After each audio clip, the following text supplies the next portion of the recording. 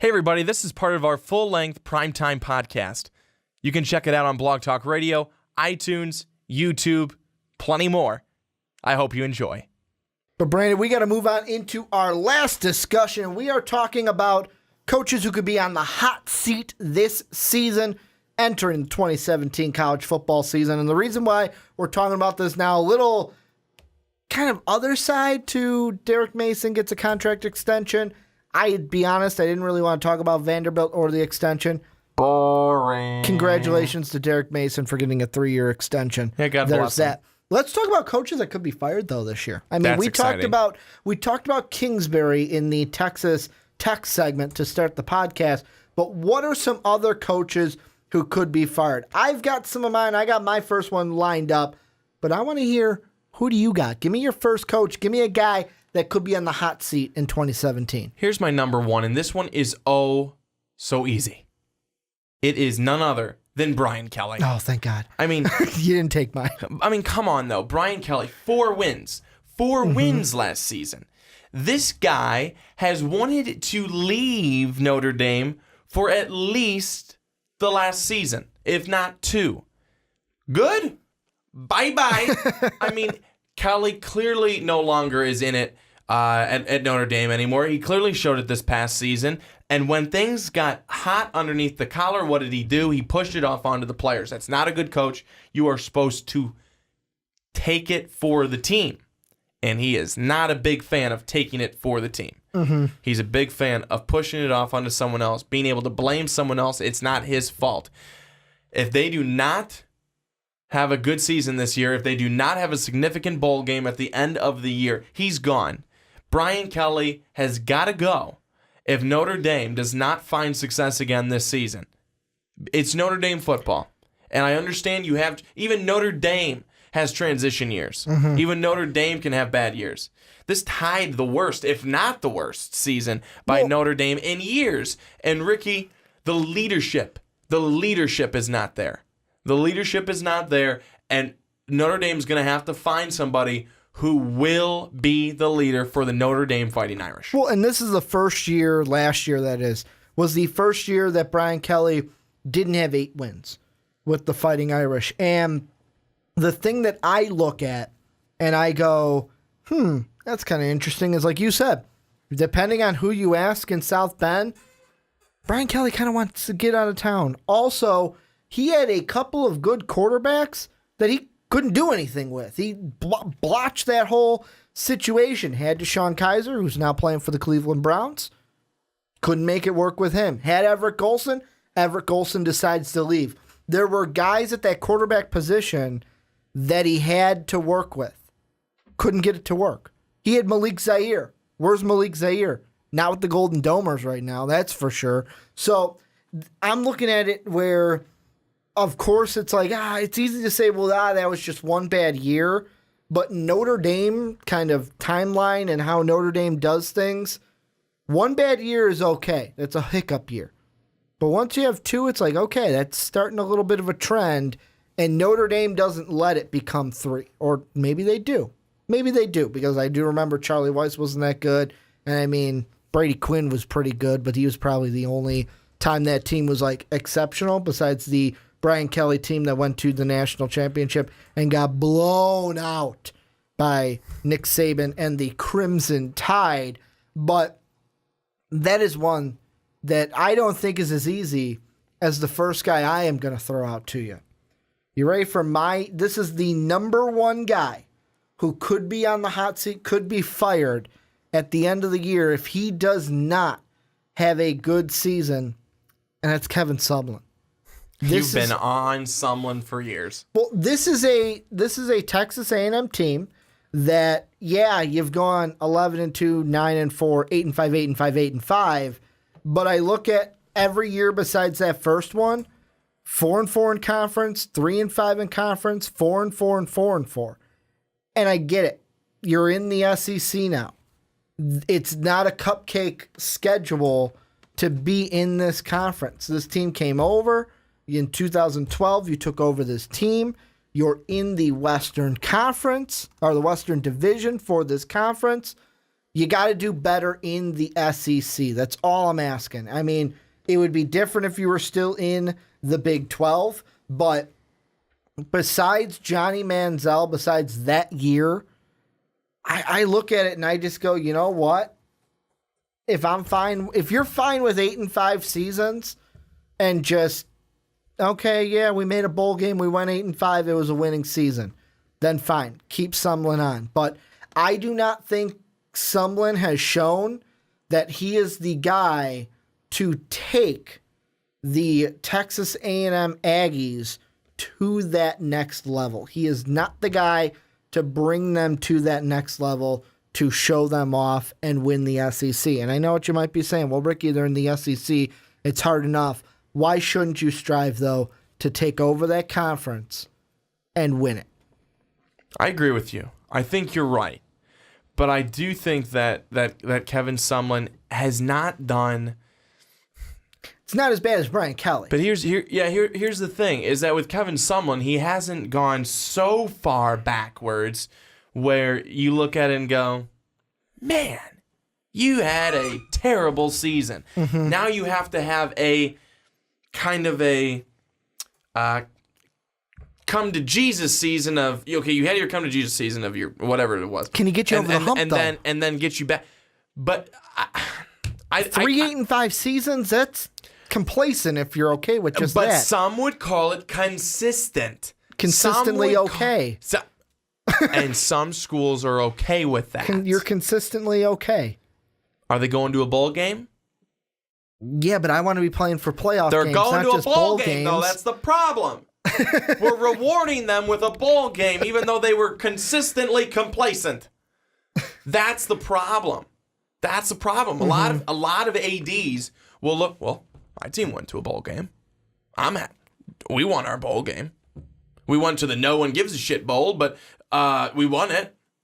You know, I think sometimes that's almost the problem, is the fact that these teams, a 5-8 team or a 5-7 team can go to a bowl game, which is horseshoe.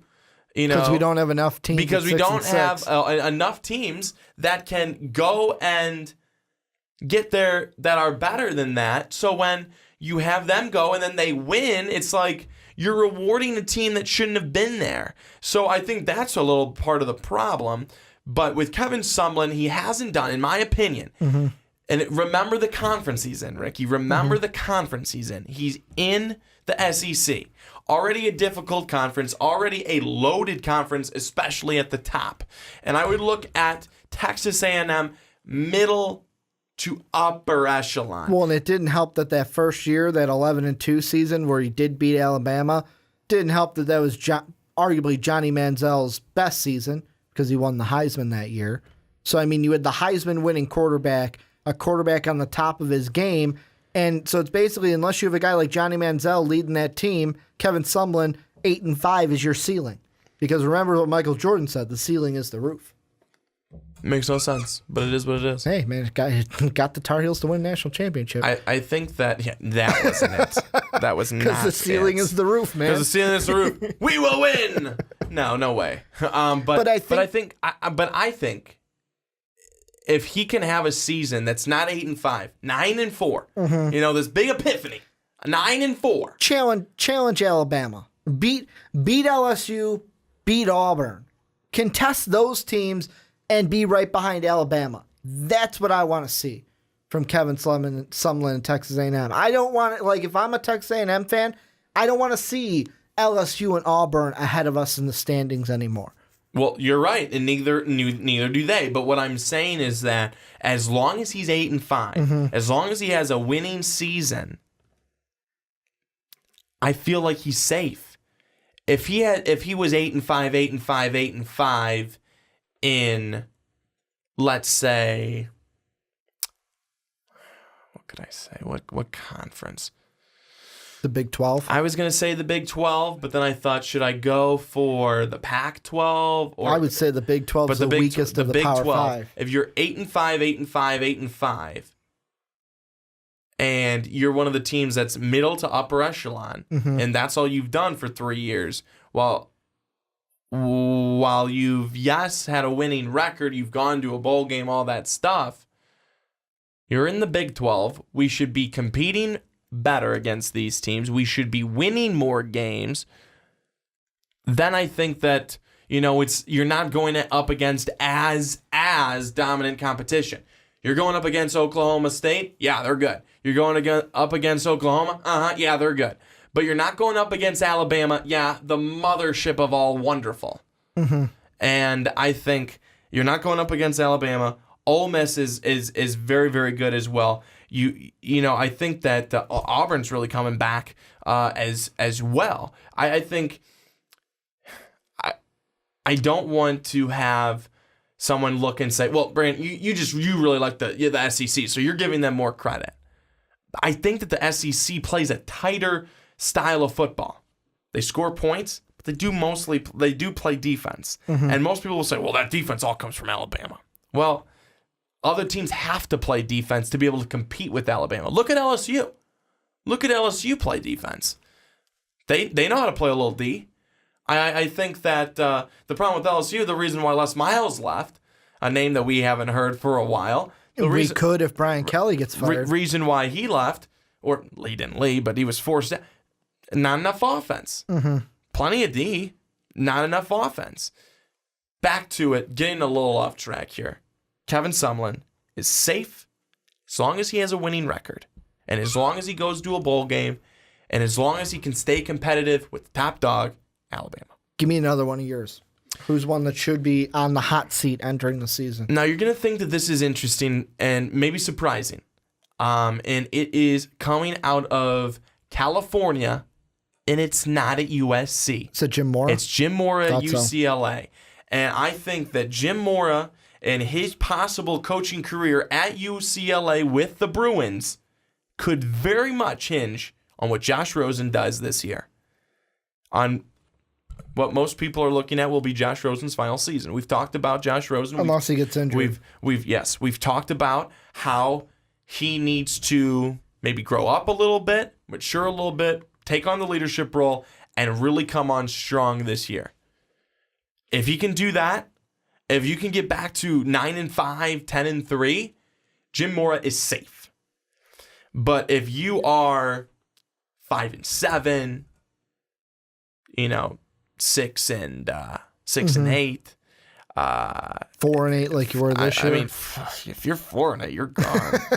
You're gone. But I mean, even 8-5 was what he was 2 years ago. Even 8-5, you're looking at kind of, all right, but what are you showing me? Because I mean, the first year, his is kind of like a Sumlin as well, but not as many years. Ish. He comes out that first year, 9-5, 6-3, wins the South. Doesn't win the Pac-12 title, loses in the Holiday Bowl. Then goes 10-3, 10-3 with both 6-3 records. You can live because you got double-digit wins. You didn't go to the Pac-12 title game, though.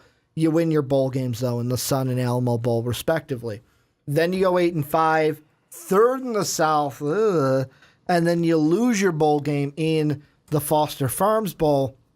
Then this year, the 4-8, I think he gets a pass last year because you look at it, Rosen was injured, you didn't have your quarterback.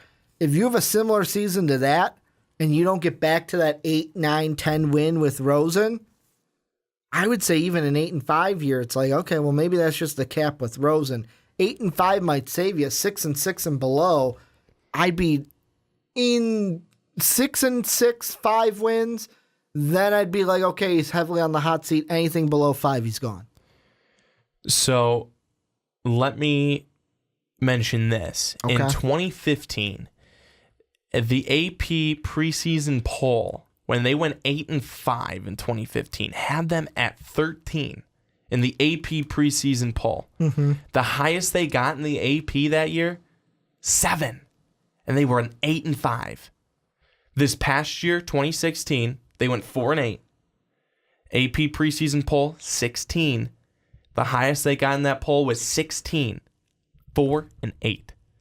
Last 2 seasons, AP preseason poll within the top 20. And at one point within the top 10, as the highest they got in 2015 was 7.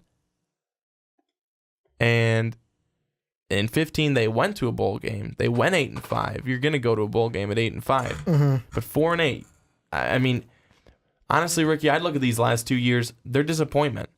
8-5 was a huge disappointment, down from 10-3. And that was the first year of Rosen, 2015. And then this past year, injuries, plagued by injuries. I get it. 4-8. I think that you have a healthy Josh Rosen all season long. You get to see, and based on your record, I think it shows you Josh Rosen, how good is he, and what his actual cap is, and how good is Mora, and how good is he at putting a staff together. Now, he's had a really, really rebuilt staffs around Rosen and around just that team in general. I mean, he's gone through quarterbacks coaches. He's gone through wide receiver coaches, running back coaches, all these guys. I mean, I think he's on, yet again, another new coordinator. So there's been a lot of turnover under Jim Moore in these last couple of years with Josh Rosen. So I think it's going to be a real interesting season to see what comes out of it in Los Angeles. I got one coach that I want to kind of end this on. And I want to pose this to you because this is a guy based off of record and based off of the last 2 years. You would look at his overall record, you look at the past 2 years, and you go, why would you even throw this name out there? But I am. And this is a coach that has been with this team for a very long time. 2 years ago, was in the college football semifinal, lost to Clemson. This year at 11-2, didn't make it. Was one of the first teams out when it came to the college football playoff. However, his wide receiver, who's now in the NFL, was arrested twice on domestic violence charges. He had a running back that was in the news. We even talked about him on one of our mock draft specials about a assault charge or an assault case that he was involved with. His quarterback entering this year it wasn't an assault, it wasn't a domestic violence, but it was a trying to, hey, you know what, I got pulled over by the cops, let me see if I can outrun him, and he gets tackled into the the stone kind of wall that was next to him. I'm going to pose this question out to you, Brandon, to end this. Based on that, D.D. Westbrook, Joe Mixon, what we've seen with Baker Mayfield, should Bob Stoops be on the hot seat this year because of what we've seen with some of his players and off the field issues, more so the Westbrook and the Joe Mixon that were assaults and domestic violences? Ricky, I'm going to say no. And the reason I say no is because it hasn't seemed to really affect play on the field. And I say that because you take a look at what they did this past year when they had that stuff around Joe Mixon. And as bad as that was, and as bad as that is, look at how they performed on the field. They were one of the teams that I had at the very end said, you know what, they could be a team that sneaks into the playoff if things worked out just perfectly. So no, as long as things aren't affected on the field, as long as they continue to perform, Stoops is fine. Because the minute, though, that off the field issues get onto the playing field, guess what? Then they can look at the head coach and say, you don't have this under control, and you're gone. See, and I know where you're coming from. You're not a person saying that, you know what, as long as you're winning, you're okay with it. You're saying like the AD and the board, as long as they're winning games, push it aside. Absolutely. Kind of a thing. Absolutely. I'm on the side of, let's see what happens this year. But if more of these start to happen, and especially how they handled the entire Joe Mixon thing, not this past year, but the year before when it happened, you know what? Like, it happened. He didn't sit out. Oh, why would he sit out? We got a playoff game to play. If more of these incidences happen under Bob Stoops, then I will be all for pitchforks and fires, call for his head. But right now, I want to hope that like the Dede Westbrook, the Joe Mixon are isolated incidences. That's what I would like to hope, that it's not something where more of these are under the rug, or it's one of those things where him and his coaching staff kind of overlook it because, you know what, we need you on the field. We need you to win ball games. I just wanted to throw him out there because I know last season, especially with the Joe Mixon stuff, there were some people calling for his head a little bit, saying that, you know what, if he can't have these players under control, who cares if we're winning? We can't have our players having domestic violence charges and assault charges. So I want to throw that out to you. I want to throw this out to them, though. Give me some coaches. Give me 2 coaches, 1 or 2, that you think will be on the hot seat this season. Then I want to throw that last one out to you. If we get more of those in Oklahoma, should Bob Stoops be on the hot seat, or is this something where overlook it because he's had a tradition of winning with the Oklahoma Sooners? I want to hear your opinion down below in the comments section. Hey everybody, thanks so much for watching. I hope you enjoyed a lot of emotion. If you want more, click this video right over my left shoulder. You will certainly not regret it.